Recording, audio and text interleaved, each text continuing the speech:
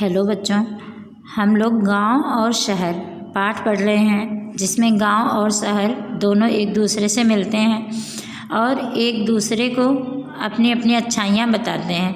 तो इसमें जनसंख्या वृद्धि के दुष्परिणाम की तरफ बताते हुए गांव शहर से कहता है कि भाई यह बात तो मैंने स्वयं बताई थी कि जनसंख्या की वृद्धि से अनेक कठिनाइयाँ उत्पन्न हो रही हैं। परिवारों का आकार बढ़ता गया, लेकिन खेती की भूमि तो सीमित ही है। सीमित मतलब छोटी, कम मात्रा में।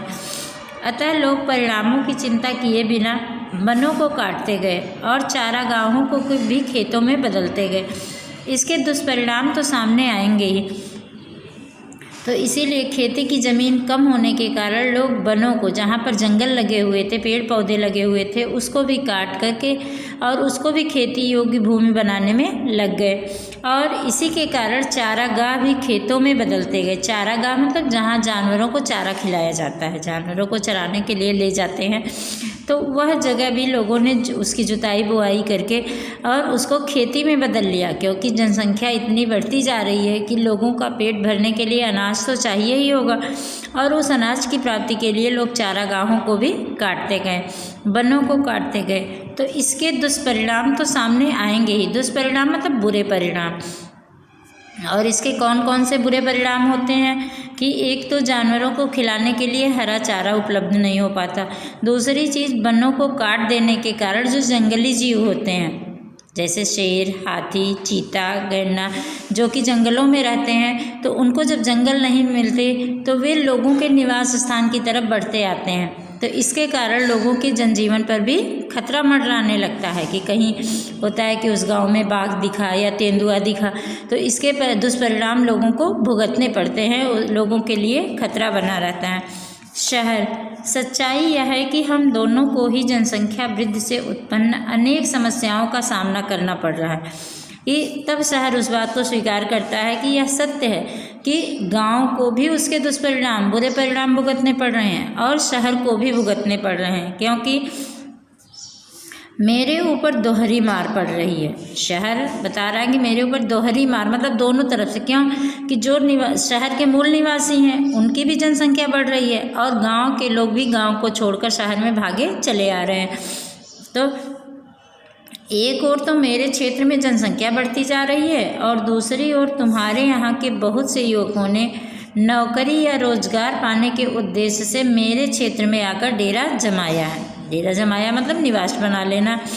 तो जो गांव के निवासी होते हैं वो भी नौकरी पाने के लिए आकर के शहरों में बस जाते हैं। तो इस प्रकार निरंतर जनसंख्या बढ़ने से सबको शिक्षा, स्वास्थ्य रक्षा, रोजगार, आवास आदि की सुविधाएं सुलभ कराना कठिन हो रहा है। सुलभ मतलब आसानी से प्राप्त होना।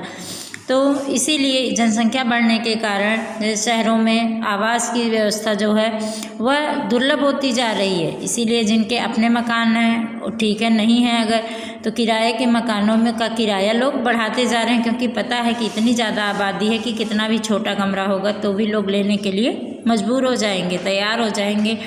और शिक्षा, स्वास्थ्य रक्षा, अब जहाँ पर अस्पतालों में जितनी सुविधाएं होती हैं, जितने बेड होते हैं, तो उससे ज़्यादा मरीज वहाँ पर आ जाते हैं। इसलिए कितने मरीज ऐसे हैं कि जिन्हें अस्पतालों में बेड नहीं उपलब्ध हो पाता और चिकित्सा के अभाव में उनकी मृत्यु हो जाती है, इलाज के अभाव में मृत्यु हो जाती है। तो जनसंख्या वृद्धि के कारण बहुत सी बुराइयाँ हमारे सामने आती हैं, बहुत ही बुरे परिणाम आते हैं। हाँ, एक बात अवश्य है कि जनसंख्या वृद्धि के परिणामों के बारे में लोग सचेत होने लगे। सचेत मतलब जागरूक, कि धीरे धीरे अब लोगों की समझ में आने लगा है कि अगर कम बच्चे होंगे तो उसके अनुसार उनको अच्छी शिक्षा दे पाएंगे, क्योंकि इतनी महंगी फीस है, इतनी महंगी कापी किताबें हैं, तो अगर परिवार बड़ा होगा तो सारे बच्चों को उपलब्ध कराना संभव नहीं होगा। हरियाली लाने के बारे में भी लोगों में चेतना आई है। चेतना मतलब जागरूकता। गांव और शहर दोनों क्षेत्रों में सामाजिक वानिकी और वृक्षारोपण के कार्यक्रम द्वारा हरियाली बढ़ाने के प्रयास किए जा रहे हैं। यह एक शुभ लक्षण है। वानिकी मतलब वन संबंधी और वृक्षारोपण मतलब वृक्ष लगाना। कि जैसे पहले था तो कोई भी पर्व होता था तो उसको सिर्फ मिठाई खा करके और गाना बजाना करके मनाते थे, लेकिन अब क्या होता है कि 15 अगस्त है, 26 जनवरी है, तो उस दिन होता है कि उन्होंने इतने पौधे लगाए, अभी वृक्षारोपण वाला जो कार्यक्रम चलता है, तो यह एक नई चेतना है। लोग वृक्षारोपण करके पर्यावरण को सही करने के लिए, पर्यावरण को शुद्ध करने के प्रयास में अपना योगदान देते हैं। गांव, यह बात तो ठीक है, लेकिन मुझे तुम्हारे बढ़ते आकार से खतरा है। गांव शहर से कहता है कि तुम्हारा आकार जिस तरह से प्रतिदिन बढ़ता जा रहा है, उससे हमें लगता है कि यह हम लोगों के लिए बहुत बड़ा खतरा है। बढ़ी हुई जनसंख्या को आवास की सुविधाएं सुलभ कराने के लिए नई नई आवासीय बस्तियों का विकास किया जा रहा है। आवासीय बस्तियां मतलब रहने योग्य बस्ती।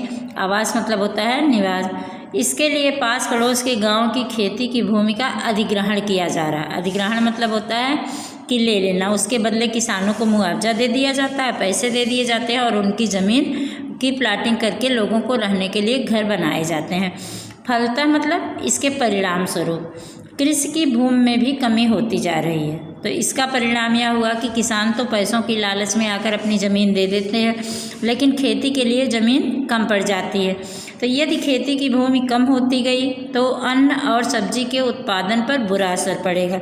इसी तरह लोगों की ज़मीनें अगर कम होती गई तो उसी तरह से अनाज कम उत्पादन हो पाएगा, सब्जियों की फसल कम होगी, और जब कम होगी तो उसकी महंगाई और बढ़ती जाएगी।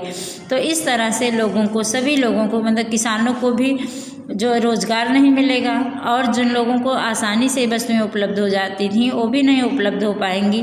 तो जिसके परिणाम स्वरूप महंगाई और बढ़ती जाएगी और लोगों को दूसरी समस्याओं का सामना करना पड़ेगा।